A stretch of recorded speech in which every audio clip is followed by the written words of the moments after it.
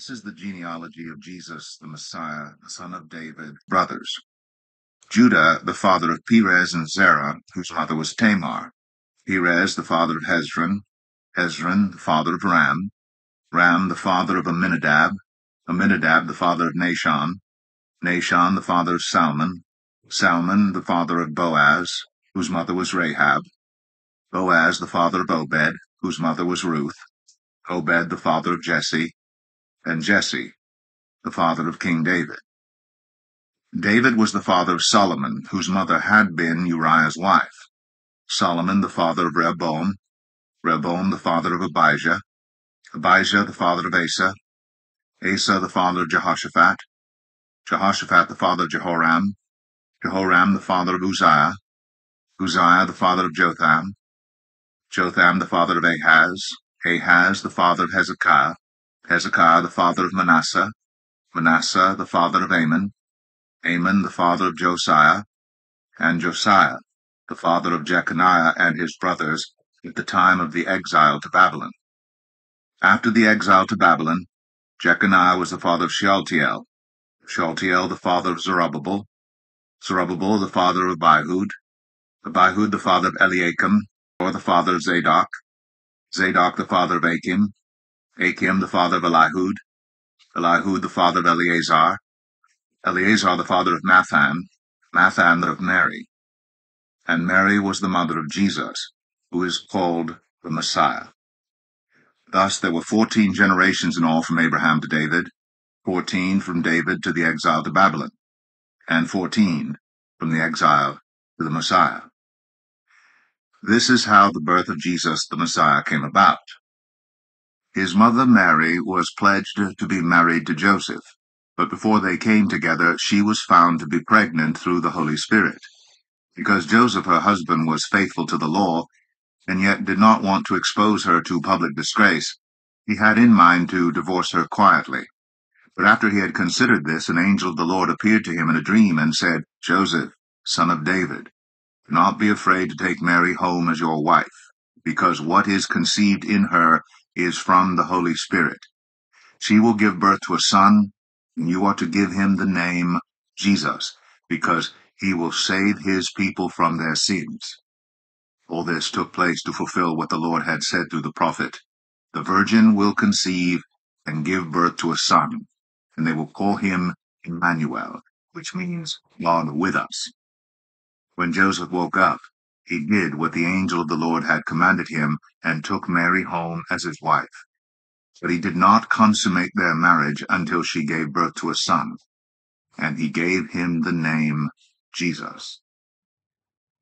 After Jesus was born in Bethlehem in Judea, during the time of King Herod, Magi, one who has been born king of the Jews, we saw his star when it rose and have come to worship him. When King Herod heard this, he was disturbed, and all Jerusalem with him. When he had called together all the people's chief priests and teachers of the law, he asked them where the Messiah was to be born. In Bethlehem in Judea, they replied. This is what the prophet has written. But you, Bethlehem, in the land of Judah, are by no means least among the rulers of Judah, for out of you will come a ruler who will shepherd my people Israel. Then Herod called the Magi secretly and found out from them the exact time the star had appeared. He sent them to Bethlehem and said, Go and search carefully for the child. As soon as you find him, report to me, so that I too may go and worship him. After they had heard the king, they went on their way.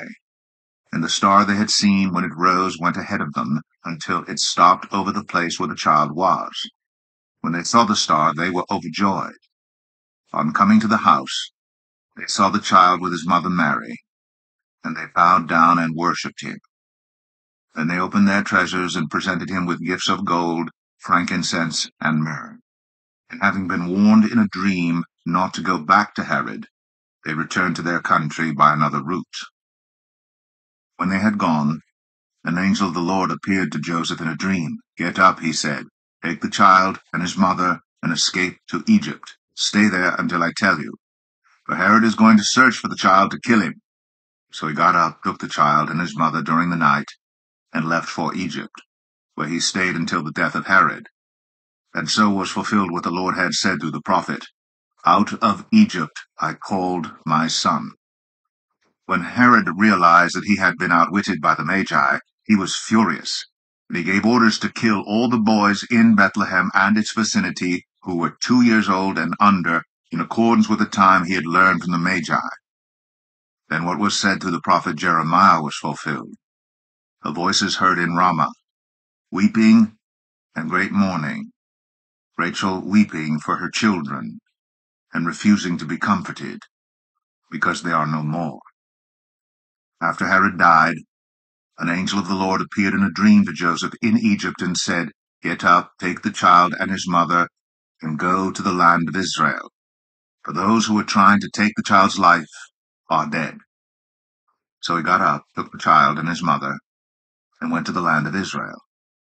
But when he heard that Archelaus was reigning in Judea in place of his father Herod, he was afraid to go there. Having been warned in a dream, he withdrew to the district of Galilee. And he went and lived in a town called Nazareth. So was fulfilled what was said through the prophets, that he would be called